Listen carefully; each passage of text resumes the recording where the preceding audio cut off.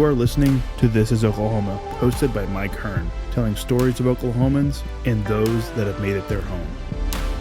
What's up, guys? Welcome back to another episode of This is Oklahoma podcast. Mike Hearn here, your host, back with another episode. Excited to share this episode with you today. But before we do, I've got to thank our sponsors. First of all, the Oklahoma Hall of Fame. They've been a huge part of this podcast for the last few years. So the Oklahoma Hall of Fame have been sharing Oklahoma's story through its people since 1927.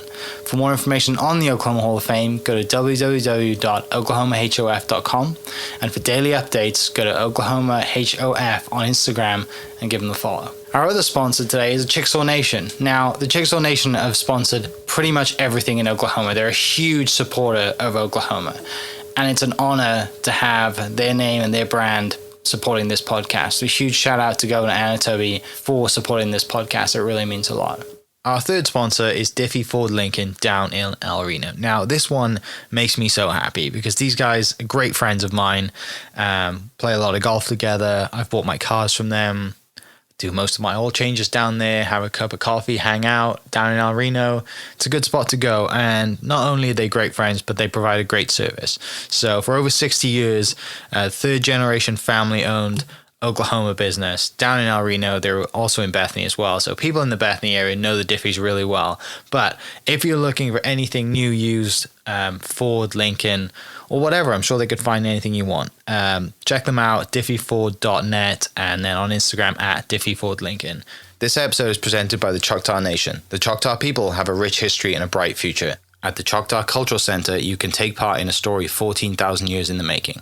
Stroll through our immersive exhibits portraying Choctaw life from the moment our ancestors emerged from the Nani Weha in Mississippian homelands to the Trail of Tears, where we lost so many loved ones, and finally to the modern-day tribe making a positive impact on local communities throughout southeastern Oklahoma. Try your hand at our social dancing and stickball and learn more about our vibrant culture through demonstrations, workshops, and classes. The kids will have a blast in our Luxie Activity Center. The Choctaw Cultural Center is more than a museum. It's a living, breathing experience. Visit choctawculturalcenter.com to plan your visit. This episode is brought to you by Hope is Alive. Hope is Alive exists to radically change the lives of drug addicts, alcoholics, and those who love them.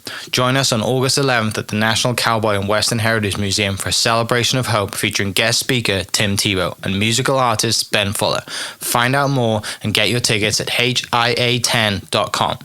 What's up, guys? Welcome back to another episode of This is Oklahoma. Mike Hearn here, host, back with another episode, bringing you a fairly athletic podcast today. Mr. Ben Ezugha is on the podcast, founder, I guess, of Strike League, yes. Which is flag football for high school and under women, yes. Right, and girls. Yes. So super pumped to dive into all that stuff. And I played flag football. I mean, I'm from the UK, right? So we never played football at all. We played real football.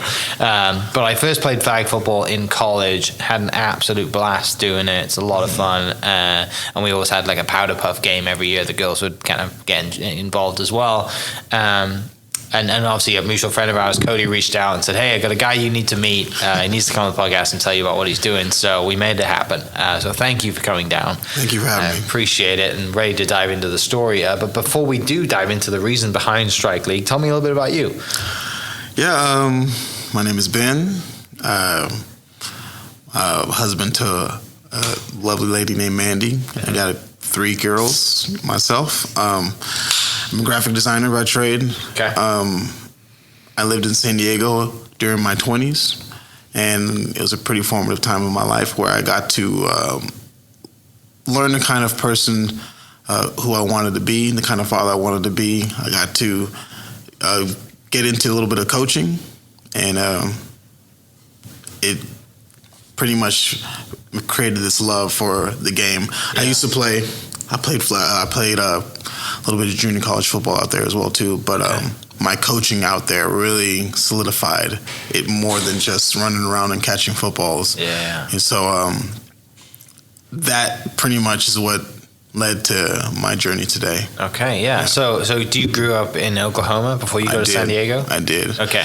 Went to Edmond Santa Fe High School, graduated 2002, and I ended up out in San Diego. I had an old high school coach who had a lot of connections in California. Yeah. And he gave me a list of maybe 11 or 12 junior colleges. And I played in high school, but I didn't play well enough to get like a 4-year scholarship. So he was like, "This is the next best thing," you know. And I sent all of my tapes to all of the colleges out there, and I got 2 responses. One was from San Joaquin Delta College in Stockton, California, and the other one was from Grossmont College. And at the time I'm 17. I've been out of the state maybe a handful of times, but never to California. And one question I had for both of them was, you know, how close or far are you from the beach? So San Joaquin Delta College said, we're about 2.5 hours from the beach. And Grossmont College was like, we're 30 minutes. I said, well, I'm going to go to San Diego then. Because to me, there's why go to California and not experience California. Right. So that's how I ended up at San Diego. I stayed roughly for like 12 years, and I met my wife. She lived here. I was very fortunate that she happened to live in my hometown in Edmond, and we dated long distance for a couple of years, and then we had this, okay, so what are we? What are we doing? What's the next step? We thought about her going out there, and everything for her would have been like a step down career-wise, pay-wise. And she's like, why don't you come out here? And I still had friends and family out here. And I was like, all right, sure, let's do it. Yeah. So that's awesome. Yeah. So you grew up playing football. I assume you grew up playing a lot of other sports, but football is the one you kind of gravitated mostly towards? I grew up playing basketball, but my brothers and I were like the athletes of the group of people that we played basketball with. And every single time we play, you know, two-hand touch or, you know, tackle football, we were always far and away the best out of all of us. There was really a couple of athletes playing with a bunch of basketball players playing football. Right. So then I was like, okay, why don't I actually play real football? Yeah. And out here, when you're playing 7th grade, is like the first official grade that you can play for free outside of playing Pop Warner.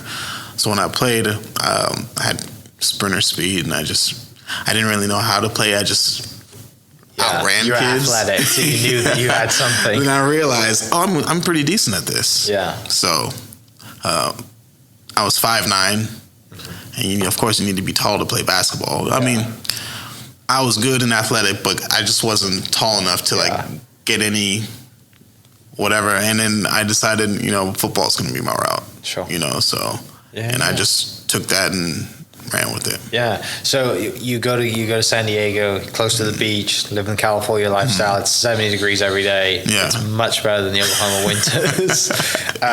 You know, you're going through all that. And what was kind of like the educational route at that time? Do you think, you know, I'm going to be a businessman, or did you think I'm going to be set on being a coach? Well, I've always been an artist. I could always draw.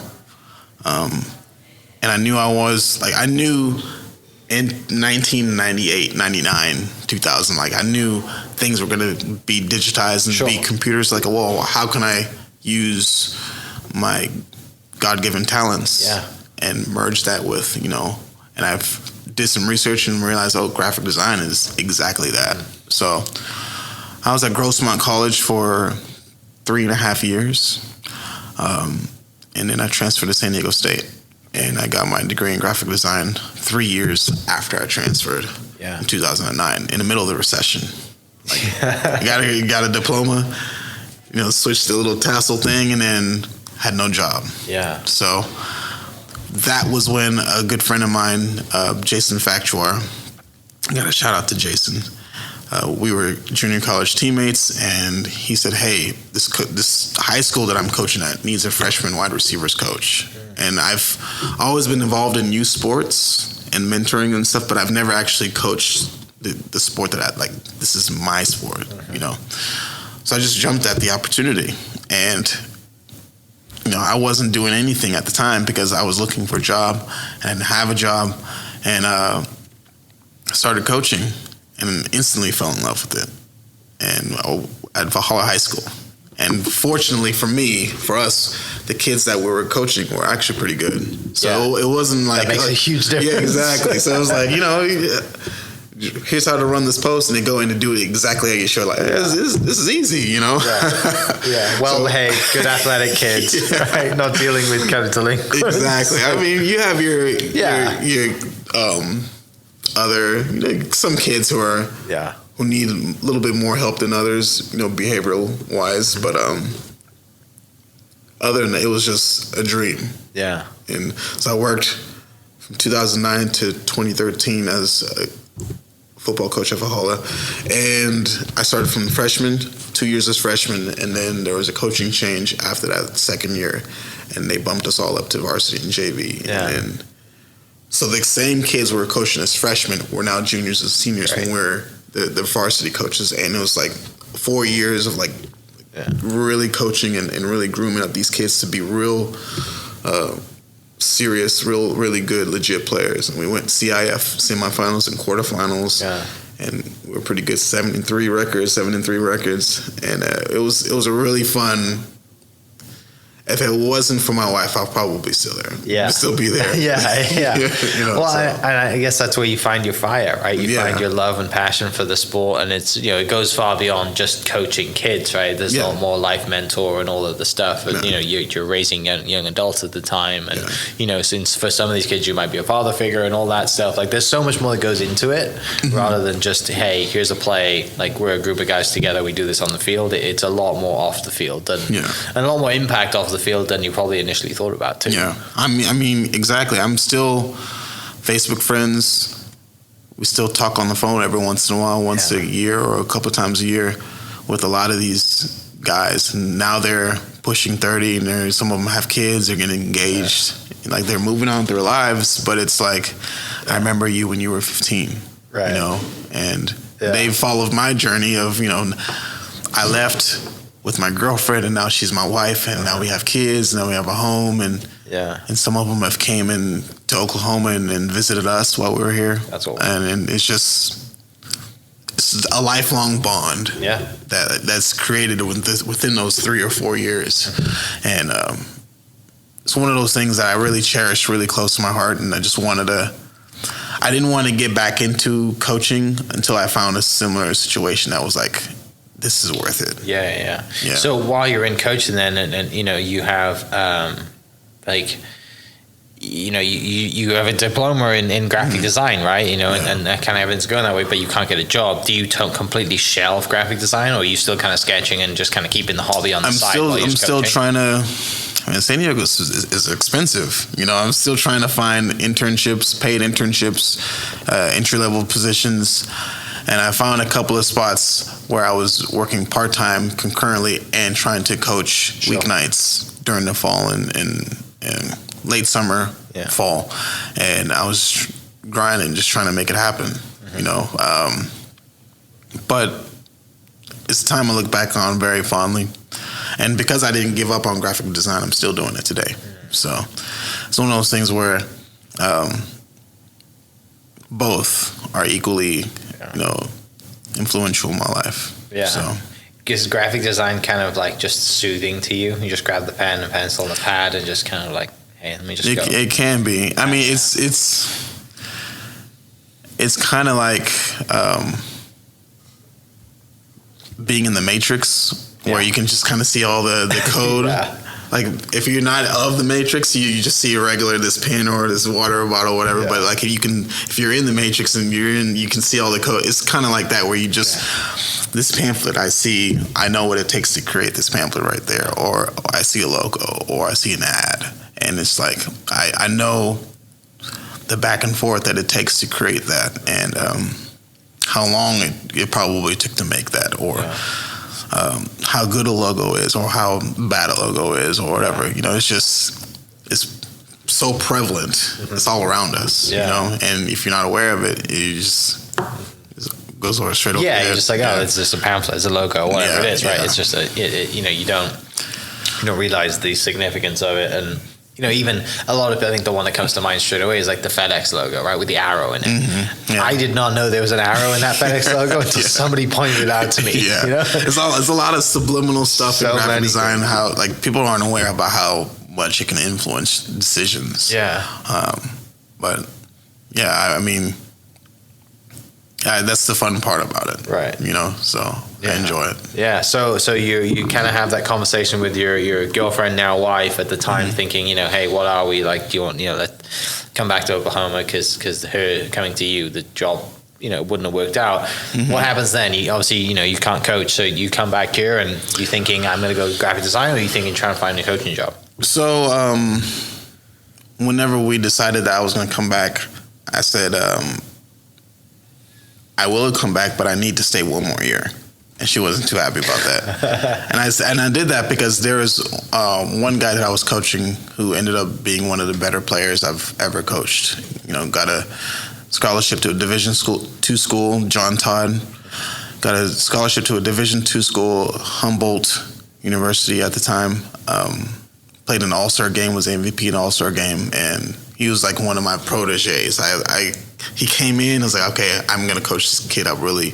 I coached all of them up, but I knew this kid had something in him, and I couldn't leave at his junior year. So I was like, I got to stay. I got to see it through.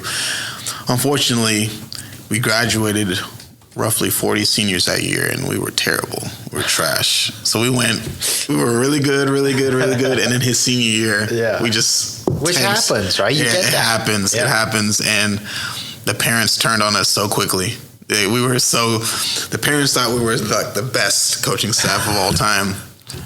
Good job, guys. Good job, coaches. And then once we went 1-9, you guys suck. Like, are you guys watching this? Like, we had an open letter written. Oh, geez. And like, it was the worst. Yeah. But like, coaching sessions was just so funny because we were getting ran through. We just can't do anything about it. And we're just laughing in the film room. Like, what can we do? You can't do anything else, All we can try and do is have fun at this point, right? Exactly. Just get everyone some game time. Yeah. But my guy played well enough to get into the All-Star game. Gotcha. He played well in the All-Star game. He got a scholarship off of his efforts in the All-Star game. Yeah. And he did all the work, but I felt like it was a full circle moment. After that ended, loaded up my 99 Chevy Malibu, and we drove.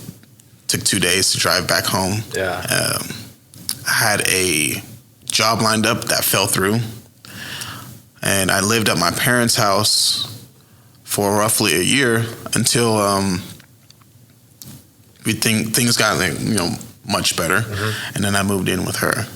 And after that, a few months later, proposed, and then roughly almost a year later, we got married. Start the life then, right? Yeah. Awesome. So her and I, we were already in our early 30s, and we knew what we wanted. Yeah. It was each other, and we knew we wanted kids. We knew we didn't want to have one of those 10-year honeymoons. So things kind of happened pretty quick, but I wouldn't have changed any other way. Yeah, once you know, right? Exactly. Like once you find your person and you're kind of aligned and like, great, like let's have a family. And you have 3 daughters? Okay. What are the ages? 6 and 22 months. Twins? 22 months, yeah. But you have twins, they're twins? That's special. So we had... First time is special too, right? Twins. We had twins in 2017. We had another set of twins that miscarried in 2019. Sorry to hear that. I appreciate that. And then we had Vera. We had Sia and Zara. Yeah. And then we had Vera, who's now 22 months. So I spent my whole life being cognizant of knowing that I wanted to be a father. And as a man, you're always thinking about, okay, when I have my sons. Like, my dad had 3 sons and a daughter. And I'm thinking, okay, I'm going to just pop out a couple of sons to me regards. We're going to be football players. I'm going to teach them, And I played football, I ran track, played basketball. I'm like, whatever pitfalls I had, I'm going to navigate them out of it, and they're going to go further than me. Then we have 5 girls straight off the bat. 5 girls straight off the bat. So, my relationship with my children in football changed, because it went from I'm going to coach them, I'm going to train, they're going to be really good, and it went from that to, okay, I guess we can watch OSU football, we can watch NFL on Sundays. I can keep her up to date. I keep them And then I saw this video of Mike Evans, the wide receiver of the Tampa Bay Buccaneers, handing out scholarships to high school athletes in the Tampa Bay region. Yeah. And some of those scholarship recipients were girls. And I'm like, well, girls play football in Florida?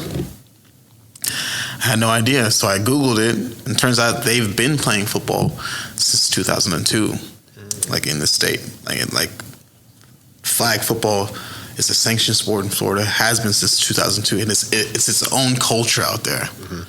And I had no idea. Like, if you're from Oklahoma, right? We don't. How would you know? We're not as progressive as most coastal places when it comes to both genders participating in the same things. So I just went down this rabbit hole of like girls flag football. Yeah. And I'm like, how can I be a part of this? How can I volunteer? This was a spark that lit for me, and I'm like, I will get back into coaching to do this. I didn't want to go start at some random high school and like start from the ground up and work another 5-6 years to get to where I was. But this, I'm willing to volunteer for this. I don't need to get paid. I'm willing to help and show up a couple of times a week and do this. And I did research, and I just couldn't find anything. The most I could find was like I-9 leagues, where if you're a girl, you can play in co-ed, because when you're 8-9, you know, the difference between strength and speed is not much at all. Yeah. You know, so I'm like, I want to do something that's just for girls, and we don't have that here. Yeah. So now we do. Now we do. Yeah. Now we do. Yeah. What did your wife think when you came across this idea? She was proud. Yeah. She was happy.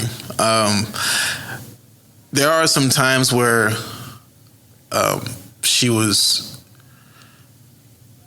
worried. Sure. You know, any spouse, rightfully so, would be worried about like putting your heart on your sleeve and going out there and trying to, you know, make things happen and getting rejected. But she's, you know, proud of my efforts. I'm grateful for her.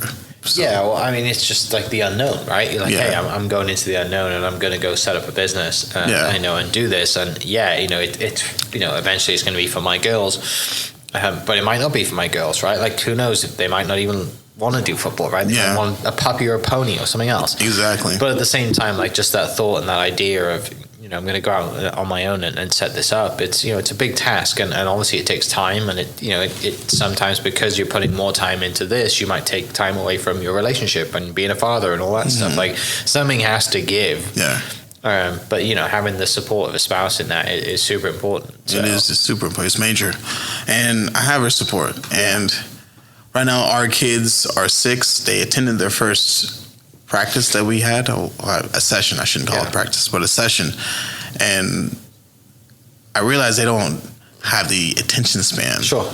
Yeah. We're going through warm-ups, you know, calisthenics and stretching and stuff like that, dynamic stretching. And by the time it was almost 90 degrees, sweats like beating off their foreheads. Daddy, I don't want to do this anymore. It's like, my own daughters, the girls that are here are gung-ho about it, but my own daughters have stabbed me in my back. I was like, all right, well, if you can go and, you know, sit. My mother was there in attendance, and I was like, go over there and, you know, hang out with grandma real quick. I said, okay. And I didn't want to like be like, come on, you know, just yank him back in there. No, I just wanted them to let them know that it's okay. They can relax. They don't have to do this yet. Yeah. You know, so.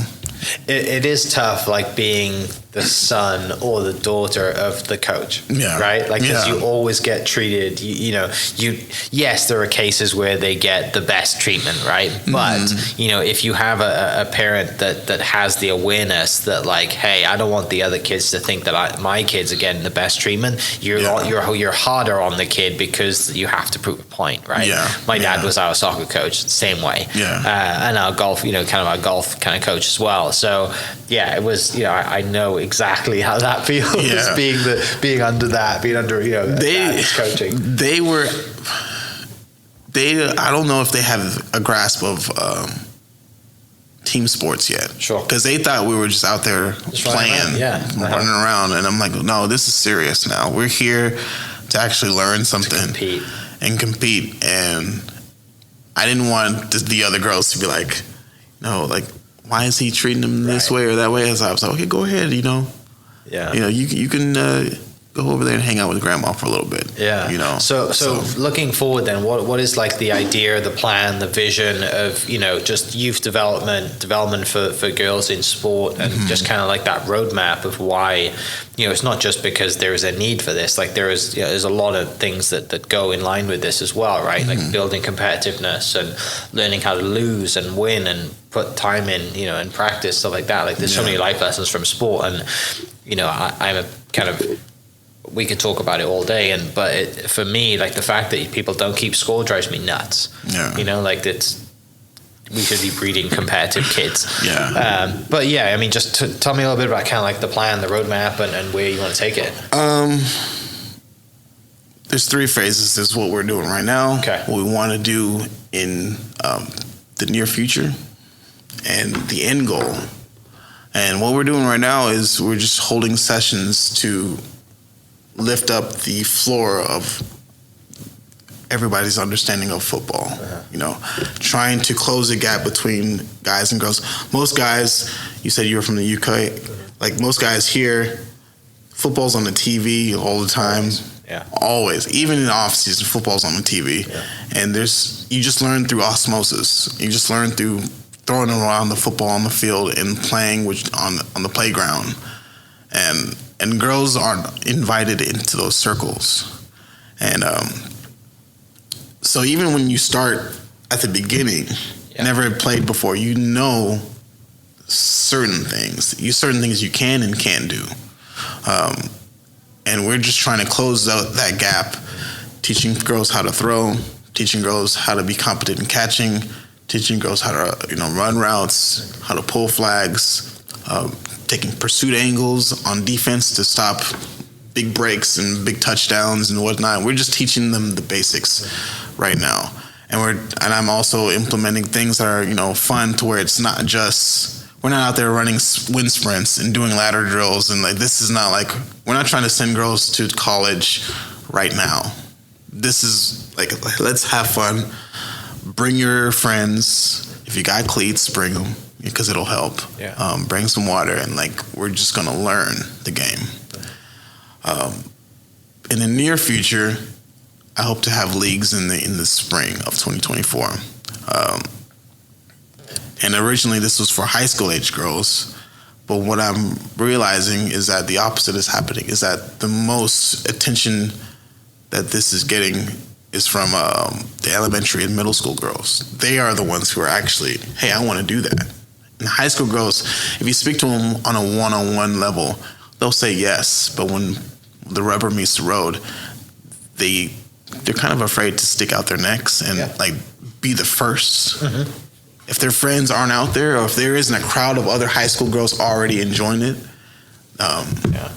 they're kind of weary of being the first or being alone. Mm-hmm. But the middle school girls don't care, which is like, okay, well, so now I have to do a complete 180, and this is now this is for all girls, but I have to service the ones that are showing up. Right. So the hope is to have league games for the high school girls by spring of 2024, but hopefully it's going to be league games for whoever's there. So if there's a contingent of 5th, 6th, and 7th graders that are there, and there's several teams for those age or grades, then this will be a league for them. Yeah. But I'm still trying to court the 16 and 17-year-olds. The problem I'm facing is a lot of them are already, I don't want to say shy, but they're already kind of specialized at that time. Their parents have been paying thousands for soccer or basketball, or travel, volleyball or softball. They already have something in mind as far as their future goals of getting a college scholarship, and playing this experimental flag football is not it. Right. And I'm trying to break that mindset. And down the line, hopefully we can have something to where, Oklahoma City, there's one in Oklahoma City, and Edmond is participating in it. There's one out in Piedmont. There's one out in Yukon Mustang, Del City, and we have a city championship. And it's it's just a whole thing throughout the entire metro. Yeah, and that kind of follows the model of kind of like the soccer does, right? Like you have leagues and people travel, and it's just growing that. And is there already guys leagues for this stuff? There are guys leagues. Yeah, flag football guys leagues. There are, but tackle football already takes precedent. If guys are playing flag, they're probably most likely just playing 7-on-7 in the off season with their respective high schools. Makes sense.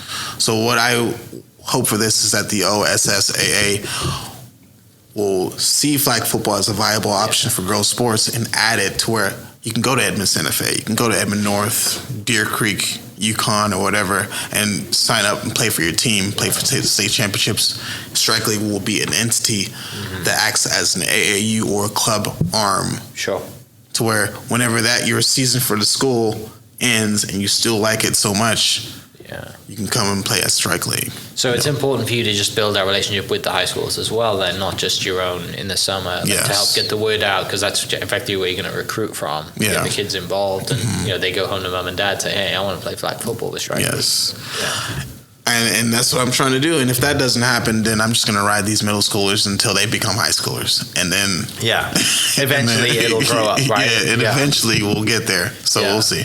What's the, kind of the sales pitch then, I guess, for convincing kids to come do flag football over, because it's the one thing that is good out here for both men and boys and girls, men and women, is there is an abundance of sport on either side, right? Like, the girls have volleyball, softball, tennis, soccer and all those things. And obviously the guys have baseball, basketball, football and all that stuff as well. Like, adding this, what is kind of some of the benefits to, flag football as far as youth development, growing up, and hand-eye coordination, and how do you convince them to come over and play with you is kind of what I'm asking. Well, this has been a sport that has been just excluding women for nearly 100 years. And I believe it is probably the best team sport there is. And it's America's true pastime. We always say it's baseball, but really, if you really look at it, nobody watches baseball. They do, but they do, but it's not in the way that we worship football. And I think it's time for them to participate in that, and they see that. Especially if you're playing good football, winning football, people will want to come out and support that. It's just there is no other sport where you have your brothers to your left and to your right of you, and you're just playing. Everybody has their role, and this person might not be able to do something that this person can do, but you have to rely on that person to do what they're supposed to do so that you guys can reach the end goal and win the game. And I don't think any other sport has it that way like football. And once they get a taste, I'm positive that it's for them. And I know I'm just trying to get the diehards, the girls who've always wanted to play, never had the opportunity, the girls who aged out of elementary school once the guys gotten a little bigger and there wasn't really the opportunity. I'm trying to court those girls and have those girls bring their teammates, their sisters, their cousins, and bring them out and have them realize, this is a really fun game. Just really fun game to play. Right. And once they try it, I'm positive that. Sure. There's not much I can really say, but I just know I'm positive that once they try it, it's going to be well worth their while. It's going to change what they think and perceive about sports in general, not alone football. And I think the one thing that gives you hope as well, is that there's a women's football team here, right? There is. That is very successful. Oklahoma City Later Force football team, So there's clearly they're going to have families, and if there's a daughter or a son grows up and sees their mum out there absolutely crushing it. We actually have a couple of them who are are going to be instructors. Brilliant. Yeah, we're a strike league. Unfortunately, we've had.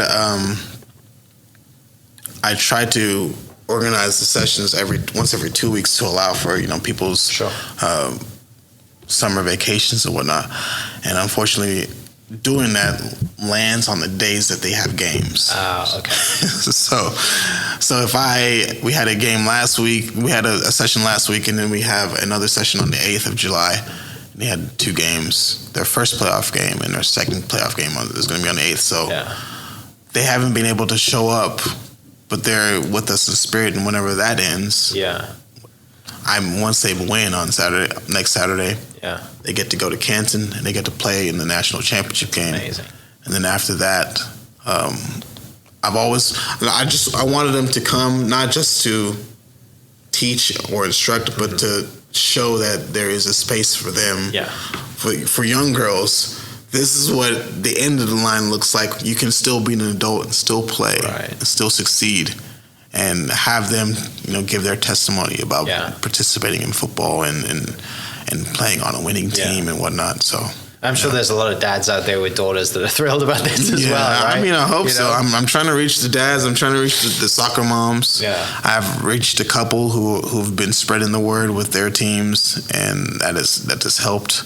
But I'm just trying to reach guys like myself. Who thought they were going to have sons and had a bunch of, a clan of daughters. And hopefully some of them are athletic.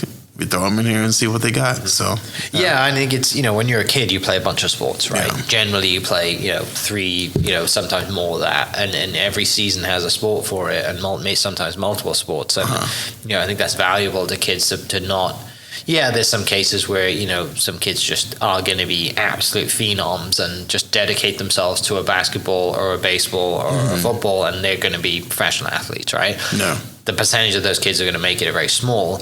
So majority is that everyone's going to play something, and that makes you a well-rounded athlete, builds character, and all of that stuff. And adding this to the list is not something that it seems like it makes sense, right? It's not something that's so far out there that that no one's going to do it, right? Clearly, there's a need for it already, and you're seeing success with it early on. So it's going to just build from here, which is super exciting. And to your point of your earlier question, if they add football to what they already do, it makes them better as an overall athlete. If you're just playing softball year round, you're going to exhibit a little bit of burnout. You're not going to grow as an athlete, and you can have an off season and come back in shape. So it's one of those things where the more kids are doing, the better it is for them in the long run. They stay in school, the graduation rates are up, and there's scholarship opportunities now. 17 NAIA schools are offering scholarships right now for girls flag football. Wow. That's amazing. And I think that's just the beginning. It's only going to be a matter of time before, FBS Division I starts to realize, okay, this is as more states adopted, this is not going anywhere, and we need to take advantage of it. So that's amazing. I don't see why Oklahoma can't be an incubator of top national talent. The other thing that I grew up in Wales, right? Wales is known for sheep, rain, and rugby. So rugby is huge in Wales, right? And rugby's kind of full field of rugby is 15 aside. They have 7-on-7 as well, which the USA are now very good at. Sevens. The USA are very good at, because they basically recruited a bunch of sprinters that didn't make the Olympics and said, learn how to catch a football and you're a rugby ball and you're off. But women's rugby's coming in too, right? And that kind of women's rugby and flag football, they can kind of parlay each other, right? They can kind of just feed off each other. And I graduated from Southern Nazarene up in Bethany, and we have a men's and a women's rugby program now, and they're very, very good at it. It's something that when I graduated, I'm like, this is never going to happen. And it happened very fast, and that's at university level. And like I said, there's scholarships, and there's it's only a matter of time before this becomes a real thing. And like I said, if you've already got 17 universities, then you have a league and a championship, and you just have to get there and travel to the games. 'Cause. Yeah. So. It's just, it's coming. It's a wave. Yeah. Already 8 states in the United States to have flag football as a sanctioned sport. 17 universities out there, NAIA schools that offer flag football as a scholarship. I mean, there are girls out there who are signing their letter of intent to play football. Yeah. And it's a reality. Yeah. And it's just, I'm just trying to get it to where Oklahoma can see that this is a possibility. Yeah. And just jump right in. We love football here, right? So, I mean, you're in the right place. How do you get to like you said that the state is like a sanctioned, state. How do you get to that? Like, how do you get to being the level of, like a Florida or what? Like, what does that take?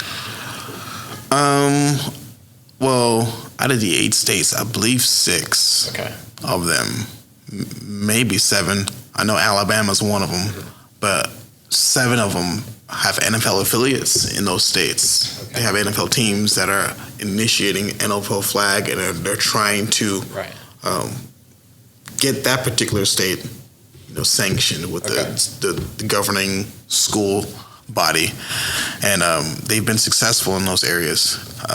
We don't really have that here in Oklahoma. But the NFL, I believe, of course, they're trying to get more women on board. Right. They also have a plan to make women's flag an Olympic sport by 2028 in Los Angeles. Brilliant. Yeah. So there's a lot more women's flag. You'll see like ads and a push. Title IX just turned 50 last year, and there's just a new frontier of sports for women, and to me that's football. Right. And we don't necessarily have that kind of push here. And if somebody doesn't do anything, then we probably might be the last of the 50 states to adopt it versus the first 10 or 15. And it's one of those things where I've said before, I can't wait for somebody else to do it. Yeah. Why not me? Yeah. So how do people get involved then? How do they have, if someone's listening that has a daughter or a son, is a father of daughters, and they thought they were going to have sons, and they think that, hey, I've got a few athletic daughters that I want to build, want to get into, want to do flag football together, and also have something that, they can do together, right? And have a connection. Like, how do they get involved? They can go to strikeleague.co, and we have an RSVP button where they can register, and that'll put them on a database, and we can see what grade they're in. It asks them all kinds of different questions, so we can get a proper gauge of where to slot them in once these leagues come into play. And we have all the information. We got rules, regulations. We got a football glossary, just in case. It's just a place where you can visit and kind of learn the game a little bit. And we have these things called try-ins, which are these sessions where it's not necessarily a tryout, where there's a limited number of spots that a bunch of people are trying to make. Whereas it's more like an open house for football. We just come in and see what it's about, see what we're doing. And each week is progressively adds on to the week prior. And we got a page that describes everything about the try-in and what we're trying to accomplish, what they need to bring, to fill out a waiver and whatnot. But if you just follow us on our socials and sign up through our website, and Yeah, sweet. Well, dude, thanks so much for coming down and sharing your story and sharing the plan. Like, it's, I love doing stuff like this when it's at the beginning, right? Because in 5, 6, 8, 10 years time, we get to do this again, and we get to challenge how much it's grown. Yeah. And, your daughters are getting older and how much they've enjoyed it. And, I love seeing the beginning of something, and I appreciate you coming in and sharing the stories. For people listening, I'll put the links to the website, social media, so you can go check that out and get involved, right? And it's nerve-wracking showing up to try something, and so bring a friend. Come together, come in pairs, come as a group and enjoy it, and try something new, because athletics at a young age is super important. And I obviously I grew up playing golf since the age of 6, and soccer as long as football as long as I can remember, and I've got lifelong friends from that. And like you said, from your coaching, you've got the same too. So for people listening, I'll put the links in the description, and we'll catch you next episode. Cheers. Hope you guys enjoyed that great episode. Thank you so much for listening. As always, huge shout out to our sponsors, the Oklahoma Hall of Fame, sharing Oklahoma story through its people since 1927. For more information on the Oklahoma Hall of Fame, go to www.oklahomahof.com and follow them on Instagram for daily updates at oklahomahof. Our other sponsor, the Chickasaw Nation, amazing sponsor. They do amazing things for the state, and they're always sponsoring something in Oklahoma. They're a huge supporter of Oklahoma, and without their support, we wouldn't be able to do what we do. And our third sponsor is Diffie Ford Lincoln down in El Reno. Now, this one makes me so happy because these guys are great friends of mine, play a lot of golf together. I've bought my cars from them, do most of my oil changes down there, have a cup of coffee, hang out down in El Reno. It's a good spot to go. And not only are they great friends, but they provide a great service. So for over 60 years, third generation family owned Oklahoma business down in El Reno. They're also in Bethany as well. So people in the Bethany area know the Diffies really well. But if you're looking for anything new, used, Ford, Lincoln, or whatever, I'm sure they could find anything you want. Check them out, diffieford.net, and then on Instagram at diffiefordlincoln. This episode is presented by the Choctaw Nation. The Choctaw people have a rich history and a bright future. At the Choctaw Cultural Center, you can take part in a story 14,000 years in the making. Stroll through our immersive exhibits portraying Choctaw life from the moment our ancestors emerged from the Nani Weha in Mississippian homelands to the Trail of Tears, where we lost so many loved ones, and finally to the modern-day tribe making a positive impact on local communities throughout southeastern Oklahoma. Try your hand at our social dancing and stickball and learn more about our vibrant culture through demonstrations, workshops, and classes. The kids will have a blast in our Luxie Activity Center. The Choctaw Cultural Center is more than a museum. It's a living, breathing experience. Visit choctawculturalcenter.com to plan your visit. This episode is brought to you by Hope is Alive. Hope is Alive exists to radically change the lives of drug addicts, alcoholics, and those who love them. Join us on August 11th at the National Cowboy and Western Heritage Museum for a celebration of hope featuring guest speaker Tim Tebow and musical artist Ben Fuller. Find out more and get your tickets at HIA10.com. Thank you for listening. We are inspired by those around us and hope that you are too. Make sure you subscribe to this podcast on your favorite podcast platform and leave us a review so we can keep telling your stories. For more great Oklahoma content, follow This Is Oklahoma on Facebook and Instagram.